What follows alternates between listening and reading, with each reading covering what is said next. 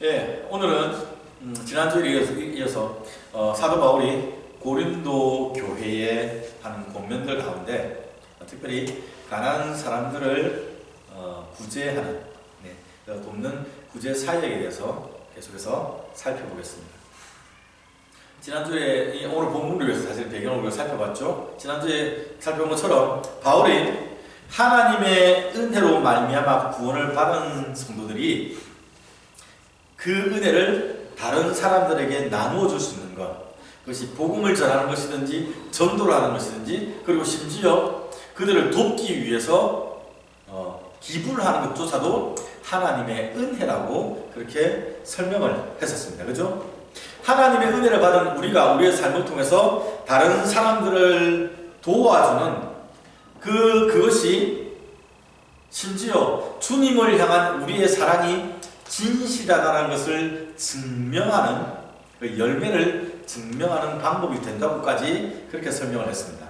그리고 이 귀한 은혜의 사역에, 구제 사역에 고린도 교회가 함께할 것을 권면을 하고 있는 것이죠. 그들이 작정했던 것을 이행하지 않은 것에 대해서 빨리 결단하고 헌신할 수 있도록 교회를 촉구하는 부분이 고린도서 8장과 9장의 내용이었습니다. 특히 오늘 읽었던 이 본문은 구제 헌금을 할 때, 구제비를 우리가 모을 때 어떠한 마음으로 해야 되는지에 대한 구제하는 자세에 대해서, 마음가짐에 대해서 그 원리를 설명을 하고 있습니다. 그래서 보통 목사님들이 이 본문을 가지고 헌금 설교를 합니다. 헌금을 할 때 이렇게 하십시오라고 이야기를 합니다. 여러분 잘 아시는 것처럼, 그리고 오늘 본문에 기록된 것처럼 우리가 헌금할 때 그 원리는 본문 7절에 기록된 것처럼 우리가 합니다. 7절 말씀입니다. 각각 그 마음에 정한 대로 할 것이요 인색함으로나 억지로 하지 말지니라. 맞습니다. 자기가 마음으로 결정하는 겁니다. 인색하거나 억지로 해서는 안 되는 것이 맞습니다. 그래서 어떤 분들은 이 원리에 의거해서 우리가 하나님께 11조를 드리는 것조차도 우리가 의무감을 가지고 할 필요는 없다. 우리는 더 이상 11조를 드리지 않아도 된다라고 설명하는 분들도 계십니다. 놀랍죠? 근데 더 놀라운 사실은 이 서구권에서는 생각보다 많은 목사님들이, 그리고 생각보다 많은 신학자들이 그렇게 주장을 합니다. 11조는 구약의 산물이기 때문에 신약 성도들은 드리지 않아도 된다고 이야기를 합니다. 서구권만 그런 게 아닙니다. 한국 교회도 마찬가지입니다. 인터넷 살펴보면요, 11조 과연 드려야 합니까? 11조는 왜 드려야 합니까? 11조 부담스러워요 하는 이런 주제를 가지고 글들이나 아니면 동영상들이 굉장히 많이 올라와 있습니다. 그리고 심지어 목사님이 11조가 성경적이다, 교회에서 11조 드려야 됩니다 하고 11조를 강조를 하면 마치 그 목사님은 돈의 혈안이 된 것처럼, 그런 목사인 것처럼 평가를 하고 그런 반응들을 많이 하는 시대가 되었습니다. 그래서 웬만하면 목사님들이 헌금 소리 잘 안 합니다. 11조 드리라는 얘기도 잘 안 하려고 합니다.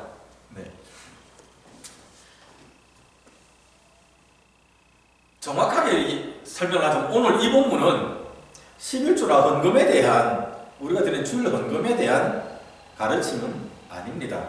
제가 처음에 말씀드린 것처럼 예루살렘 교회에 있는 가난한 성도들을 돕기 위한 구제비를, 그들을 돕는 구제 연보를 어떻게 작정하고 어떻게 모아갈지를 가르쳐주는 원리가 제시되어 있습니다. 오늘날은 이 연보라는 이 단어를요, 헌금과 동일한 의미로 씁니다만은 원래 연보는 남을 돕기 위해서 하는 기부입니다. 그러니까 그냥 우리가 체리터블 도네이션, 남을 돕는 그런 기부하는 행위 자체를 연보 혹은 기부금을 연보라고 그렇게 얘기를 합니다. 근데 교회에서 하는 사역들 자체가 하나님께 예배하는 것, 그리고 하나님의 교회를 가꾸는 것, 유지하는 것, 사역자를 사례를 주는 것과 함께 이웃을 돕는 것, 그들의 구제하는 것이 포함되어 있기 때문에, 그래서 그냥 주일날 하나님께 드리는 헌금과 하나님께 드리는 11조도 동일한 원리로 우리가 그것을 적용을 해도 무리가 없다고 생각을 합니다. 그런데 저는 이 본문을 헌금에 대한 제안, 가르침으로만 제안하고 싶지 않습니다. 반드시 그것으로만 바울이 원하는 것이 헌금은 이렇게 해야 된다라고 끝나는 것이 아니라, 사실 8장과 9장 전체는 바울이 그보다 더 깊은 신자로서의 삶의 원리가 무엇인지를 언급을 하고 있기 때문입니다. 이 부분은 제가 조금 이따가 다루도록 하겠습니다. 자, 10개명 문제부터 정리합시다. 11조를 드리는 것이 성도의 의무가 아니라고 주장하는 분들이 아까 말씀드린 것처럼 11조는 구약 성경에는 모세 율법에 제시되어 있는 계명이었고, 신약 성경에 가면 11조를 바치라는 말도 없고, 그리고 예수님의 대속의 은혜로 말미암아 우리는 더 이상 율법의 제약을 받지 않기 때문에 11조 드리지 않아도 된다고 주장을 합니다. 만약 저한테 11조를 드리는 것이 성도의 의무입니까? 라고 물으시면 솔직히 저도 약간 좀 그것이 예라고 대답을 하는데 약간의 부담감을 느낍니다. 불편함이 있습니다. 무슨 말이냐면 헌금이 의무인가 하는 생각을 저는 하고 있기 때문입니다. 헌금은 자원해서 드리는 건데 그걸 왜 우리가 반드시 드려야 됩니까? 라고 묻는다는 그 질문 자체가 저한테는 사실은 좀 이해가 안 되는 그런 태도입니다. 11조 여러분 아시는 것처럼 아브라함이 제일 먼저 들었습니다. 그죠? 창세기 14장에 보면 아브라함이 엘람 왕 그돌라오멜과 그 연합한 왕들이 소돔 지역을 공격해가지고 아브라함 조카 롯과 그 가족들을 잡아가고 그 왕들을 잡아가고 막 했지 않습니까? 그래서 아브라함이 자기의 집에서 있는 군사들을 데리고 와서 그들을 물리치고 그 다음에 롯을 구출해 왔습니다. 그리고 많은 전리품을 획득해서 오다가 살렘 왕 멜기세덱을 만나죠. 성경은 이 멜기세덱이 살렘 왕이면서 동시에 지극히 높으신 하나님의 제사장이라고 그렇게 설명하고 있습니다. 그래서 아브라함이 이 멜기세덱에게 자기가 얻었던 전리품의 10분의 1을 드렸습니다. 그죠? 이거는 뭐 멜기세덱이 10조 바치라 요구하지 않았습니다. 그냥 아브라함이 자발적으로 드렸습니다. 이건 자기가 지금 전투를 치르고 난 다음에 하나님의 은혜에 대한 감사의 고백이, 자원적인 고백이 11조였습니다. 아브라함의 11조였습니다. 창세기 28장에 가면 야곱이 11조를 소원하는 게 나타납니다. 기억나시죠? 형님이 자기를 죽일 것 같으면 외삼촌 집으로 도망가는 과정입니다. 베델에서 하나님의 임재를 체험하는 영적인 체험을 했습니다. 그리고 그가 하나님께 소원을 했지 않습니까? 만약에 하나님께서 나의 앞길을 인도하시고 나를 보호하셔서 내가 무사히 우리 집으로 돌아오게 하신다면 여호와 하나님이 나의 하나님 될 것이요, 내가 오늘 이 베고 자는 이 돌 베개가 이곳이 하나님의 성전이 될 것이요, 그리고 내가 하나님께 11조를 반드시 드리겠나이다 하고 세 가지를 야곱이 소원을 했습니다. 야곱은요, 하나님 베푸신 은혜에 대한 감사의 고백이 아닙니다. 지금 자기는 당장 내일이고 1시간 뒤가 어찌 될지 모르는, 장래를 전혀 알지 못하는 불안한 상황입니다. 그 가운데서 하나님께서 내 삶을 붙드시고 주장하신 그것에 대한 확신을 가지고 하나님 나를 도와주세요, 인도해 주세요는 믿음의 고백입니다. 하나님께서 나를 반드시 나의 고향으로 안전하게 이끌어 주실 것을 믿으면서 그래 주신다면 내가 11조 바치겠습니다. 아브라함의 야곱의 11조는 장차 되어질 일에 대한 부으실 하나님의 은혜에 대한 사모함과 믿음으로 드리는 믿음의 11조라고 할 수 있습니다. 레위기, 민수기, 신명기에 11조에 대한 언급들이 나타납니다. 특별히 민수기 28장, 그 다음에 신명기 14장에 보면 11조를 반드시 드리라고 그렇게 말씀을 합니다. 근데 곡식과 포도주와 기름에 대한 11조, 그러니까 땅의 소산에 대한 11조뿐만 아니라 가축에 대한 11조까지, 짐승에 대한 11조까지 하나님께 드리라고 말을 합니다. 그러면 이 무화지 11조를 어떻게 썼습니까? 레위인들은 생업이 없잖아요. 하나님께 예배하는 것 외에 성전 수종되는 것 외에 없으니까 레위인들이 그걸로 먹고 살았습니다. 그 다음에 성전에 있는 기구들 고치는데, 하나님께 예배하는 제사하는데 필요한 것들을 구입하는데 썼습니다. 그 다음에 신년이나 이런 절기 때 특별하게 따로 받은 11조가 있습니다. 이것을 가지고 고아나 가부나 나그네와 아니면 가난한 사람들을 돕는데, 그런 이웃들을 돕는데 그 11조가 사용됐습니다. 생각해보세요. 그러면 성전에 수는 하나님께 예배하는 성전 관리, 그리고 하나님께 예배하는데 헌신한 사역자들을 위해서, 그리고 이웃을 위해서 11조가 사용됐다는 얘기입니다. 이것은 세 가지 다 보면 한 카테고리로 우리가 묶을 수 있는 게 하나님의 일들입니다. 하나님의 일을 하는데 필요한 돈이 부족하지 않도록 11조를 들어왔던 겁니다. 예수님께서 신약시대에 넘어오면 바리새인과 서기관들을 책망하셨잖아요. 마태복음 23장에 보면 그들이 박하와 회향과 근처에 11조를 드렸지만 율법에 더 중한 바 정의와 긍휼과 믿음은 버렸다고 주님께서 책망하셨죠. 그 다음에 하셨던 말씀은요, 이것도 행하고 저것도 버리지 말지니라. 박하와 회향과 근처에 11조를 드려라. 사실 이거는 이 사람들 좀 지나치게 드린 겁니다. 그렇게까지 안 해도 되는데도 철저하게 지키겠다고 한 겁니다. 율법의 조항은 지켰는데, 그러나 더 중요한 하나님의 마음, 하나님의 공의, 하나님 믿는 믿음은 없었다. 고백은 같이 가야 된다. 주님께서 말씀을 하셨습니다. 어떤 분들은 이것도 주님께서 대속의 은혜를 하기 전에 구약의 산물이라고 말하는데 저는 동의 못하겠습니다. 솔직히 성경은 우리에게 뭐라 하냐면 천하 만물이 하나님께 속했다고 이야기합니다.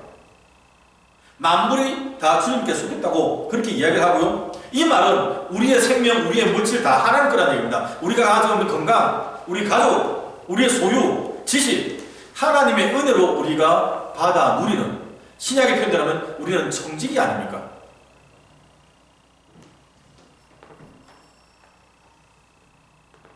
하나님께서 너희가 나의 것을 도둑하였다면서 그것이 바로 11조라고 말씀하셨습니다. 하나님의 11조 하나님 것이라고 하나님께서 말씀하셨습니다. 이게 구약의 계명이면 오늘날은 모든 물질이 하나님 것 아닙니까?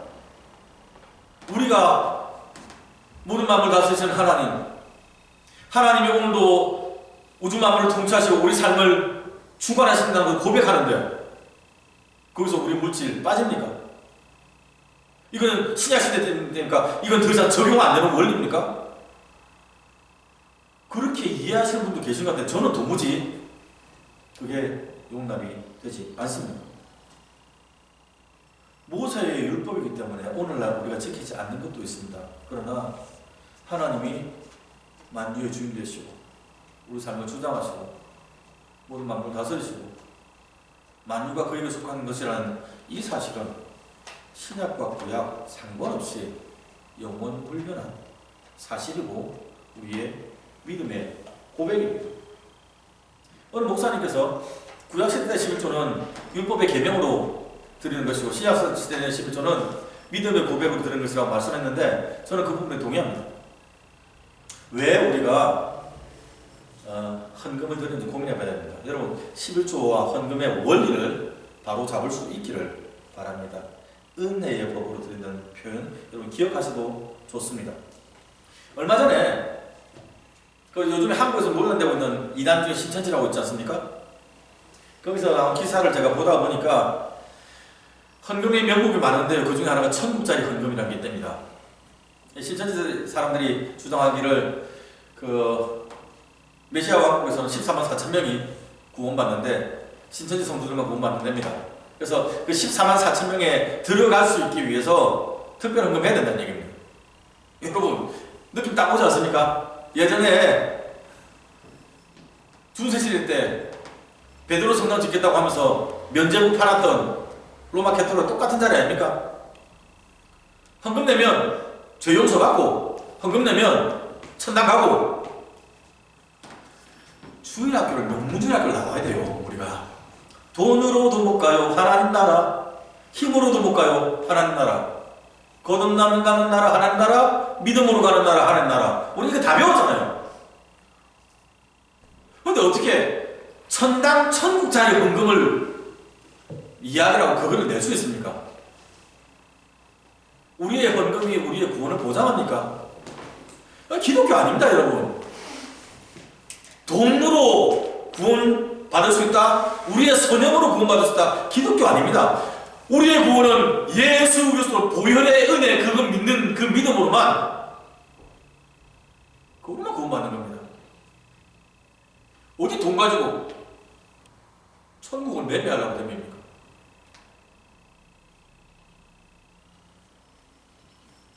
헌금 많이 내면 천당 가서 주님 옆다리 하고, 헌금 못 내면 저 구석에서 찌그러져 있어야 됩니까? 세상 원리잖아요. 하나님 나라, 은혜의 왕국, 창조의 원형이 회복되는 곳에 어디 돈 가지고 장난질 하려고 합니까? 잘못하는 겁니다. 문제는 이단만 이런 정신나간 짓을 하는 게 아니고 건전한 교회들도 헌금에 대해서 잘못 가르쳐 왔다는 얘기입니다. 11조 드리는 것, 헌금 많이 하는 게 신앙 좋은 것이라고 기준으로 정해버렸습니다. 교회 직분자 뽑을 때 그거 하는 사람, 헌금 많이 낼 수 있는 사람, 그거를 기준으로 잡으니까 11조 꼭 내야 됩니까? 헌금 꼭 해야 됩니까? 헌금이 의무냐는 질문이 나오게 되는 겁니다. 교회 직분들 왔는데 목사님, 그 장로님 되고 목사님 되고, 그 다음에 목사 될 때 좀 돈을 좀 적게 내는 것 같습니다, 보니까. 그 다음에 집사 되고 권사 되는 데는 돈 얼마고 단가를 정해줍니다. 뭐 하는 짓인지 모르겠습니다. 그러니 교회에 맡긴 직분이 내가 하나님께 봉사하기 위해서 나오는 게 아니고 내가 돈 주고 샀어라는 생각을 하게 되면 만드는 겁니다. 그거 목사님 잘못 가르친 겁니다. 어떻게 헌금을 가지고 봉사 자리를 평가를 합니까? 어떤 분들은 또 이런 얘기 합니다. 11조 들 때 나는 하나님께 10조 들 때 나는 10원 한 장도 틀리지 않게 드린다. 귀합니다. 성경에 기록된 거 11조 하나님 여호와 하나님의 것이라고 그 성경 그 말씀 지키기 위한 겁니다. 그래서 내가 하나님 것 내가 훔치지 않겠습니다. 그래서 10원짜리 하나, 계산서는 센트까지도 내가 정확하게 10분의 1 구별해서 드리겠습니다 라고 이야기하는 겁니다. 참 감사한데요, 근데 잘못하면요, 나는 딱 이 액수만 드리면 내 할 일 다 했어 라는 오해를 하게 만들 수가 있기 때문에 제가 조심스러운 겁니다. 우리가 살펴본 것처럼 11조가 하나님께서 베푸신 은혜에 대한 고백, 감사의 고백, 믿음의 고백이라고 한다면 좀 더 할 수도 있습니다. 그리고 어떤 때는 상황에 덜 할 수도 있습니다. 오늘 본문에서요, 8절에서는요, 8절 말씀 볼까요? 하나님이 능히 모든 은혜를 너에게 넘치게 하시나니, 넘치게 하신대요. 이는 너희로 모든 일에 항상 모든 것이 넉넉하여 모든 착한 일을 넘치게 하려 하십니다. 자, 11조가 하나님 돈이 없어서 우리 요구하신 건 아니잖아요. 하나님 일을 하기 위해서 헌신하라는 얘기 아닙니까? 주의 일 넉넉하게 하기 위해서 하는데 나는 센트까지 난 정확하게 바쳐서 귀하지만 그것이 잘못하면 당신은 잘 못하는 거야 하고 남들 평가하거나 아니면 내가 해야 될 일에 대해서 스스로 리밋을 정하게 되기 쉽다는 얘기입니다. 11조 정확하게 드리는 게 잘못됐다는 얘기 아닙니다. 네. 헌금을 하는 원리를 제가 잡자고 말씀을 드리는 겁니다. 바울이 8장에서는요, 뭐라고 얘기하냐면 우리 주 예수 그리스도의 은혜를 너희가 알거니와 부요하신 이로써 너희를 위하여 가난하게 되시는 그의 가난함으로 말미암아 너희를 부요하게 하려 하심이라고 설명을 합니다. 주님이 가난하여 지심으로 우리가 부요하게 됐답니다. 이게 바울이 지금 뭐냐면 구원의 은혜를 가난함과 부유함으로 설명합니다. 구원의 은혜를 받았냐 못 받았냐가 가난함과 부유함입니다. 돈이 많으냐 적으냐가 우리가 가난하나 부자를 평가하는 것이 아니라 우리가 구원의 은혜를 받고 하나님의 자녀가 되었으면 우리는 부유한 사람이고 하나님이 없는 우리 인생은 가난한 인생이라는 얘기입니다. 그러면 하나님이 우리를 부유하게 하셨으니 우리 가운데 있는 이 넉넉함이 그 은혜가 다른 사람들에게 흘러 넘쳐야 된다는 얘기입니다. 그것이 8장에서는 균등함이라는 단어라고 설명을 합니다. 한 복음 안에 있는 하나님의 은혜를 체험한 부유한 사람들 가운데서도 여전히 경제적으로 궁핍한 사람이 있고 넉넉한 사람이 있으니 넉넉한 사람들이 그를 도와줌으로 주 안에서 균등하게 되게 한다는, 이게 헌금의 원리입니다. 우리가 헌금하는 이유입니다. 남들을 도와주는 이유입니다. 연약한 지체들이 아파하고 힘들어하는 것을 우리가 무시하고 무덤에 보는 것이 아니라 그들과 함께 그들이 회복될 수도 돕는 것이 은혜 받은 사람이 주 안에서 함께 자라가는 균등함의 원리가 된다고 설명을 합니다. 그리고 오늘 본문 10절에서는요, 의의 열매를 더하게 하는 방법이라고 설명을 합니다. 우리 삶 가운데 의의 열매가, 하나님의 공의의 열매가, 우리 믿음의 열매가 다양한 형태로 맺히게 될 겁니다. 우리가 하나님의 일이 순조롭게 진행될 수 있도록 헌금을 할 때 그것을 통해서 하나님의 은혜가 나눠지게 될 것입니다. 그렇죠? 그리고 지난주에 살펴본 것처럼 우리를 통하여, 우리의 섬김을 통하여, 우리의 나눔을 통하여 회복된 그 사람들과 우리 사이에 교제가 생기게 될 것입니다. 지금 고린도 교회와 이방 교회와 그 다음 예루살렘 교회가 믿음 안에서 한 가족 되는 그런 놀라운 역사의 현장을 우리가 살펴보는 것처럼 지금 우리 이웃들 가운데, 다른 신앙 가진 사람들 가운데, 혹은 교회를 핍박하는 사람들 가운데 우리가 하나님을 사랑하고 그들을 섬기고 그들을 도와준다면 그들과 우리 사이에 커넥션이 생기게 될 겁니다. 무엇보다 오늘 본문에서 강조하는 것은 그것을 말하면 그 결과가 하나님께 감사하는 것으로 나타나게 된다는 것입니다. 마태복음 5장 10절 기억하시죠? 이같이 너희 빛이 사람 앞에 비추게 하여 그들로 너희 착한 행실을 보고 하늘에 계신 아버지께 영광을 돌리게 하라. 아멘. 네.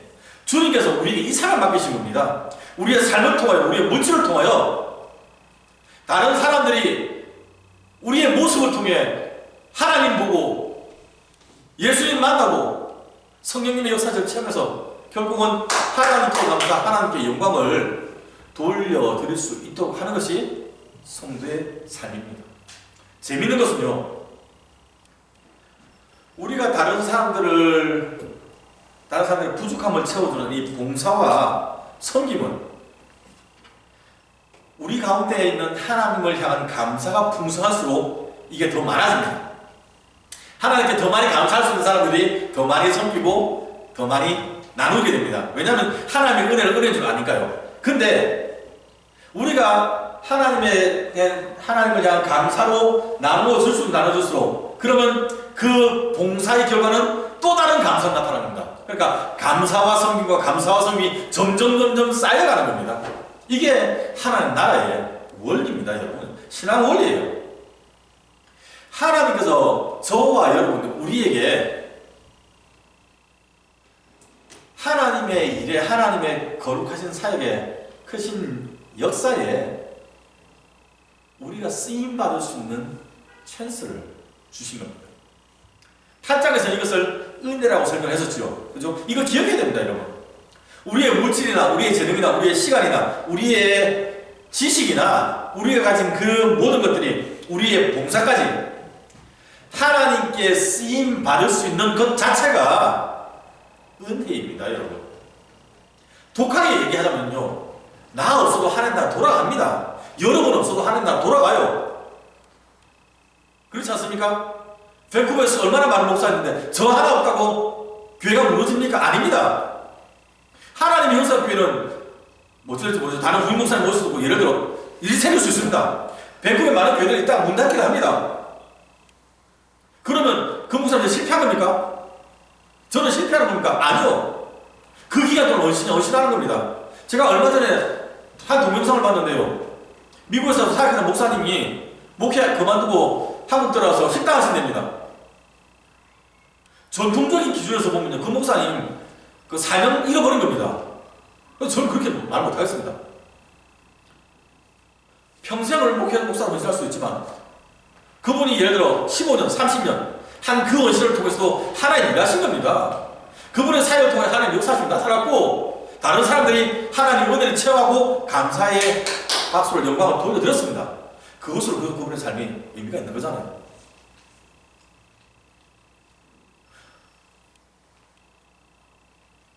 다시 말씀드려요. 저 하나 없어도 하나님 나라 망하지 않습니다.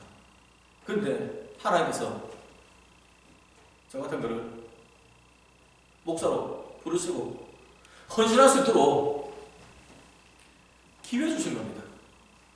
여러분의 물질을 가지고 다른 사람들 위로할 수 있도록 기회 주시는 겁니다. 교회를 세울 수 있도록 기회 주시는 겁니다. 복음 선포될 수 있도록. 어디 나가서 여러분이 예수 믿으세요 말 한마디 못하는 여러분들이, 숙기 없는 여러분들이 헌금을 통해서 선교사님들을 후원해서 그분들이 담대히 복음 전할 수 있도록 하나님의 확단되는 귀한 사역에 여러분이 쓰임받을 수 있도록 기회를 주시는 겁니다. 내가 안 해도 하나님 나는 돌아가는데, 내가 하나님께 예배할 때, 헌신할 때, 기도할 때, 헌금할 때, 봉사할 때, 내가, 그리고 여러분이 하나님의 은혜를, 하나님의 역사심을 체험하는 겁니다. 그렇죠? 여러분이 하나님이 일으키신 기적의 주인공이 되는 겁니다. 지금 온라인 예배 드린다고 하는데 불신자들이 뭐라고 합니까? 교회들이 문을 안 닫는 이유가 돈이 없어서 헌금 받으려고, 돈 벌려고 하는 그런 소리를 합니다. 가난한 교회, 렌트비 내야 되는 교회들 같은 경우에 재정이 어려운 사람들은 헌금해야 되는 건 맞습니다. 그런데 여러분 헌금 안 한다고 해서 큰일 나는 거 아니잖아요. 사역이 잠시 중단될 수도 있지만 하나님의 부유하심이 우리의 물질 가지고 메이크업 되지 않습니다. 하나님 돈 없어서 일 못하시는 거 아니잖아요. 선택 여러분이 하시는 거예요. 여러분 손에 쥐고 있는 물질, 건강, 시간, 은사, 재능 어떻게 쓸지 여러분에 달려있습니다.